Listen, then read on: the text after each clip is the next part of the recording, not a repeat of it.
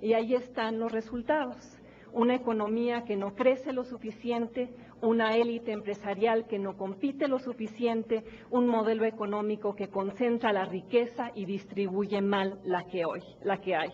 México está atrapado por una red intrincada de privilegios y vetos empresariales y posiciones dominantes que inhiben un terreno más nivelado de juego. Una red que opera a base de favores y concesiones y protección regulatoria que el gobierno ofrece y los miembros de la cúpula empresarial de este país exigen para invertir. ¿Quién? Alguien como el dueño de una distribuidora de maíz o el concesionario de una carretera privada o el comprador de un banco rescatado por el Fobaproa o el principal accionista de Telmex o el operador de una Afore. Estos actores capturan rentas a través de la explotación o la manipulación del entorno económico en vez de generar ganancias legítimas a través de la innovación y la creación de riqueza.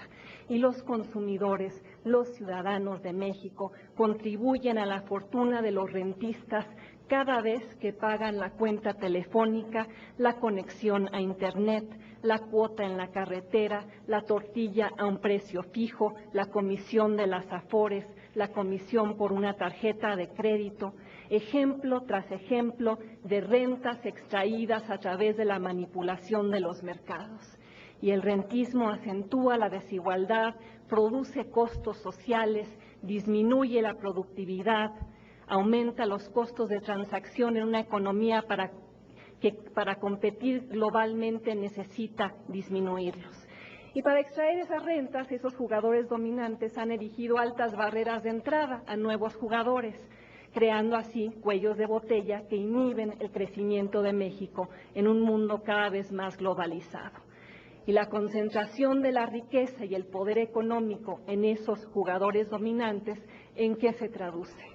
En ventajas injustas, en captura regulatoria, en políticas públicas que favorecen intereses particulares. Pero peor aún, convierte a los representantes del interés público, a muchos de los diputados y los senadores sentados aquí, en empleados de los intereses atrincherados.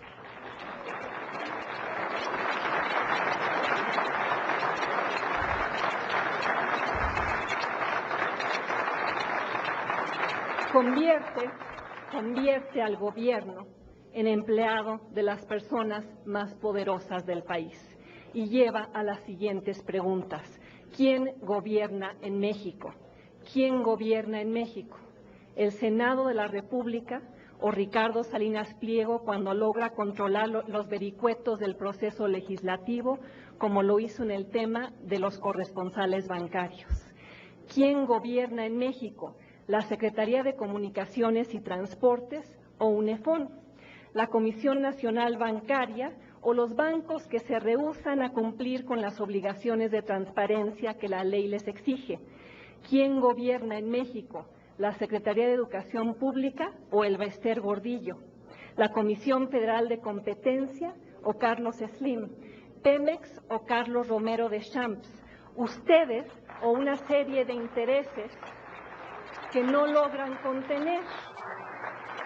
Porque ante los vacíos de autoridad y la captura regulatoria y las decisiones de política pública que benefician a una minoría, la respuesta parece obvia.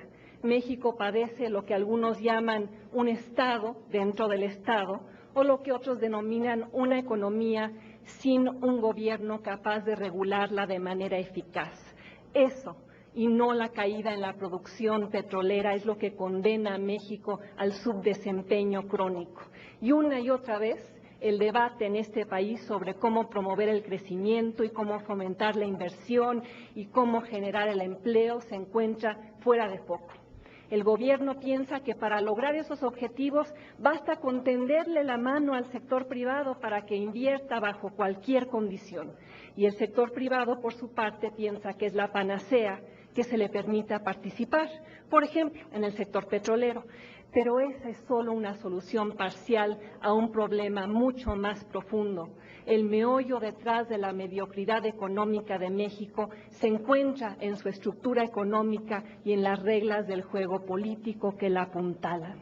Una estructura demasiado pesada en la punta de la pirámide, una estructura oligopolizada donde unos cuantos se dedican a la extracción de rentas, una estructura de complicidades y colusiones que el gobierno permite y del cual también se beneficia. Y claro, muchos de los miembros del gabinete de Felipe Calderón, muchos de los presentes en este foro, hablarán del crecimiento como prioridad central, pero más bien lo perciben como variable residual. Más bien parecería que buscan, y duele reconocerlo como ciudadana, asegurar un grado mínimo de avance para mantener la paz social, pero sin alterar la correlación de fuerzas existentes, sin cambiar la estructura económica de una manera fundamental.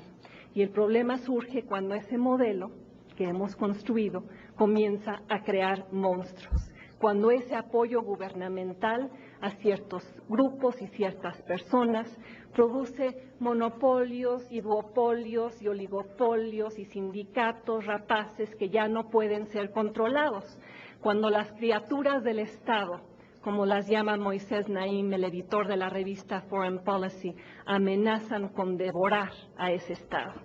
Solo así se entiende la devolución gubernamental de 550 millones de dólares a Ricardo Salinas Pliego por intereses supuestamente mal cobrados un día antes del fin del sexenio de Vicente